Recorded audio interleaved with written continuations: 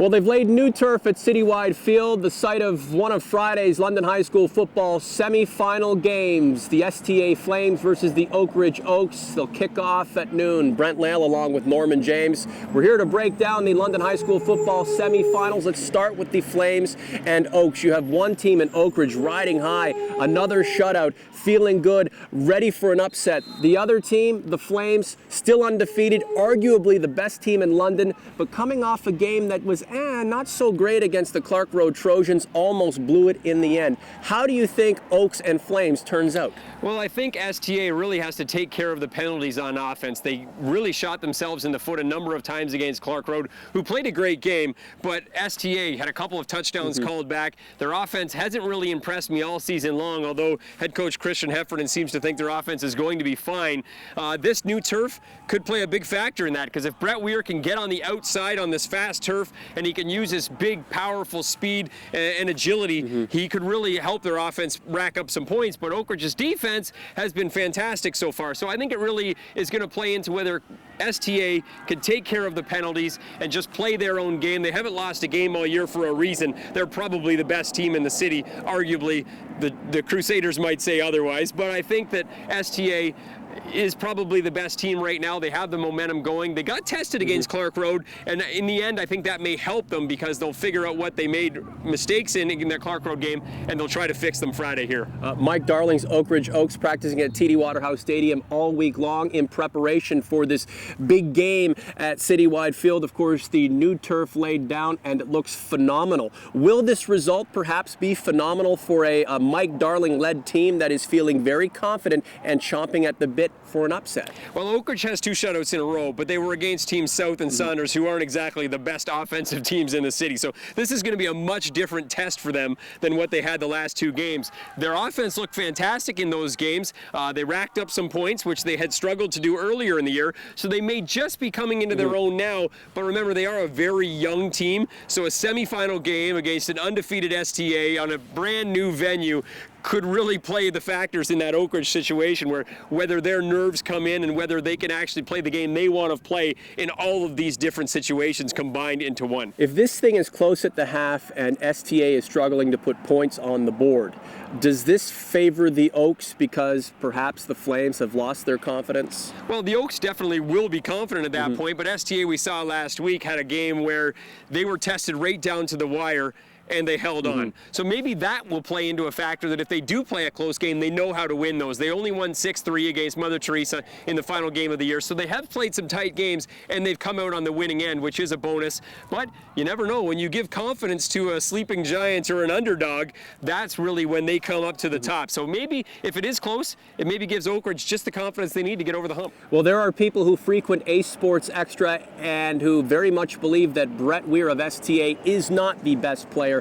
in the city. I know you believe otherwise. He absolutely brought the wood, a devastating football hit on Matt Davis last week. We wish Matt Davis nothing but the best, but we wonder tonight, how will that hit affect Brett Weir? Is he going to pull back a little bit? Is he going to refrain from making another big football hit, perhaps with the game on the line? And does that affect his team if he decides to maybe pull off a little bit to play it safe? Well, I think the big factor will come into whether it's a close game, because if it's not really a close game, Weir won't be in on defense. They like to save him and only put him in on D in situations where it's really necessary. So if it's a close game at the end, he'll be in there, but I still think he plays the game he knows how, and that's take away the middle, like he said. If a play comes over the middle, he needs to make that play to win the game. It's no holding back for him. Offensively, he's going to be in there doing his best the whole time. He's a big, fast guy. This turf could be interesting for him, but on defense, he'll only be in the game on D if it's a close game, so we'll see if that situation comes up. You don't believe he will be tentative Friday here at Citywide Field against the Oak Ridge Oaks? I don't think so. I think he knows how to play football. He's been playing football his whole life the same way,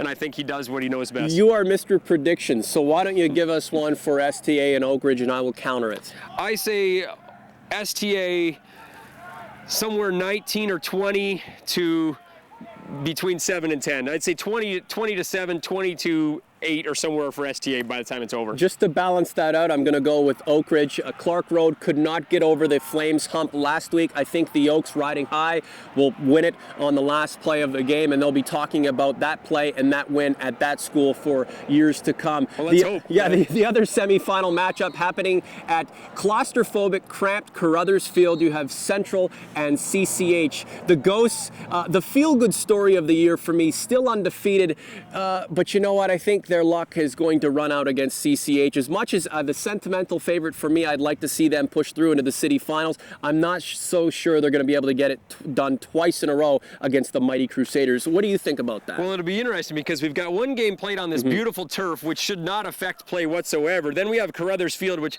from about 20 yards in on each side, straight up the middle is mud. The grass is all gone. So if weather could be a factor on Friday and also on that field, it's unfortunate that it's not played on a great field like this to allow the best players to play. But Central earned those home games, and they're going to take advantage of it.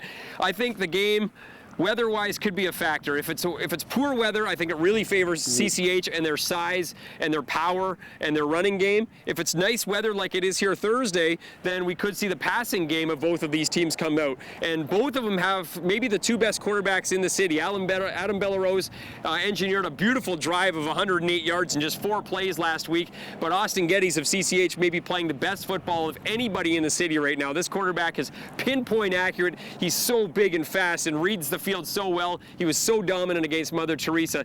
I think it's unfortunate because I'd like to see the small school of Central rise up and win, and I think that'd be the feel-good story. But CCH has been there year after year after year. They know how to win. It's a winning program, and I just think when it's all said and done that it's going to be CCH in the final. Do you think when it's all said and done, CCH and Central on Friday, that previous game between the two will look like an aberration? Is this going to be a blowout on behalf of the Crusaders, or do you think the Ghosts will keep it close on their home field? I think it will be close. I think, like I said, it depends on how well the passing game is, because if it really, wind and weather affects the passing game, I think that hurts Central a lot more. They're a smaller school, they have smaller size, but they did it against Lucas, and it's hard to keep writing these Ghosts off. How can you write them off? They're 6-0 so far this year. They've won every game, so how could you say that they're not going to win the football game when they've proved it every time? Again, the sentimental favorite for me, and unfortunately for them, they may have done the Crusaders a favor by beating them in the second last week of the season, based on the fact that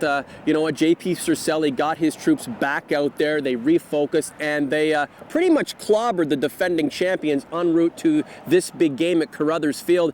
Unfortunately for the Central Ghosts, at the end of the day, they might have to pay for what they did 3 weeks back. Yeah, it's possible.